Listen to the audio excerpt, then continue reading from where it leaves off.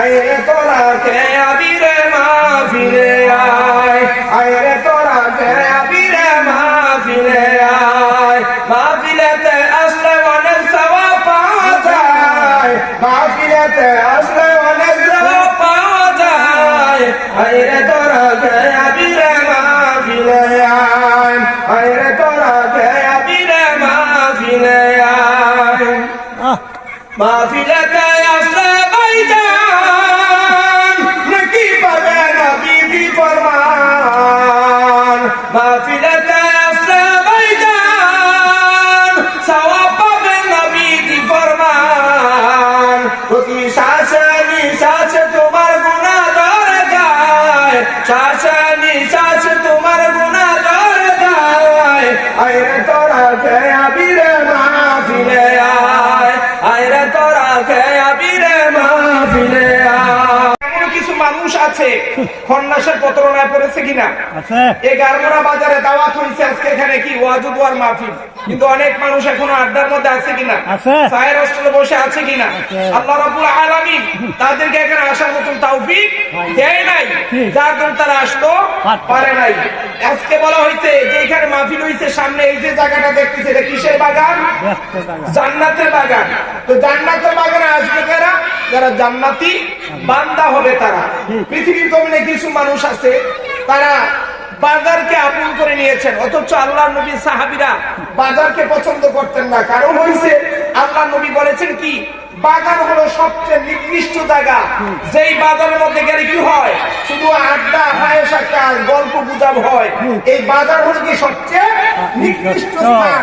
এই জন্য সাহাবীরা কখনো যদি বাজারে যাইতেন, বাড়ি থেকে যদি জিজ্ঞেস করতেন এই মুখের বাপ কি ঘরে আছেন, ঘর থেকে মা জননী যারা ছিলেন তারা জবাব দিতেন যে না, ওরাই তো বাসায় নাই, গেছে কোথায়, বাজারে আসবে কখন, তো অপেক্ষা করেন, বেশি দেরি করবে না, অল্প কিছুক্ষণের মধ্যে চলে আসবে। তাদের জানা ছিলেন তারা যখন বাজারে যায় বাজারে গিয়ে দেরি করে না। আর আমরা কি করি, বাজারে আসতে বাজার থেকে বাড়িতে কখন যাবো আমাদের বিবিরা জানে না।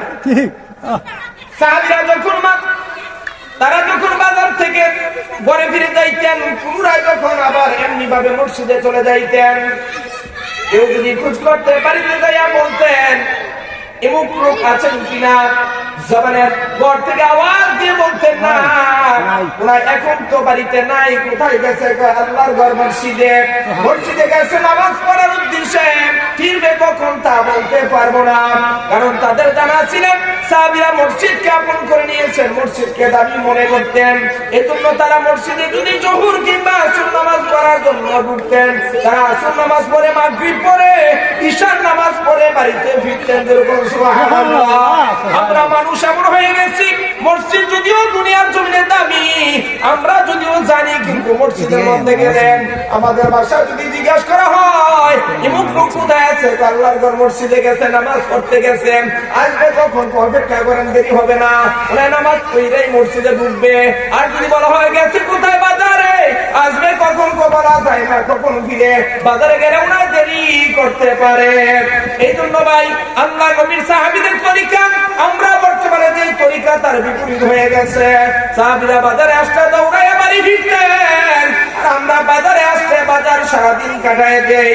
সাহাবীরা মসজিদে গেলে মসজিদ থেকে সহজে বাইরে হইতেন না, আর আমরা বর্তমান যুগে মসজিদে গেলে 2-4-5 মিনিট বেশি লাগে না, ঠিক কিরকম? এজন্য অনুরোধ করবো যারা এখনো এই গারমোড়া বাজারে এলাকাবাসী আছেন, অনুরোধ করছি আপনারা সকলে আজকে মাদ্রাসায় শরীয়তের উদ্দেশ্যে উপলক্ষে যে আজকে মাহফিলের আয়োজন করা হয়েছে, উক্ত মাহফিলে সকলে এসে বসে যান। এজন্য আমি প্রায় সময় মাহফিলের মধ্যে আসলে গজল গাই, আইরে তোরা কে আবিরে মাহফিলে আয়, আইরে তোরা কে আবিরে মাহফিলে আয়, মাহফিলেতে আসলে অনেক সওয়াব পাওয়া যায়, মাহফিলেতে আসলে অনেক সওয়াব পাওয়া যায়, আইরে তোরা কে আবিরে মাহফিলে আয়, আইরে তোরা কে আবিরে মাহফিলে আয়, মাহফিলেতে আসলে ভাইজান নাকি পাবে নবীর ফরমান, মাহফিলেতে আসলে ভাইজান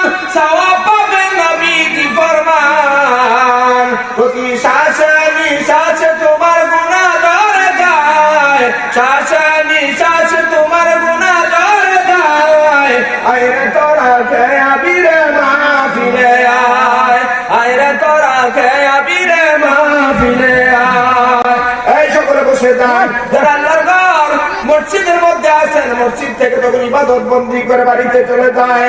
আল্লাহ নবী সাহাবীরা মসজিদ থেকে যখন বাড়িতে ফিরতেন তখন তারা আল্লাহ নবীর সুন্নাত গুলিকে আঁকড়ে ধরতেন।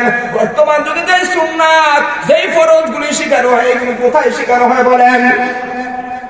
পৃথিবীর জমিনে আল্লাহর ঘর হলো মসজিদ, আর এই মসজিদে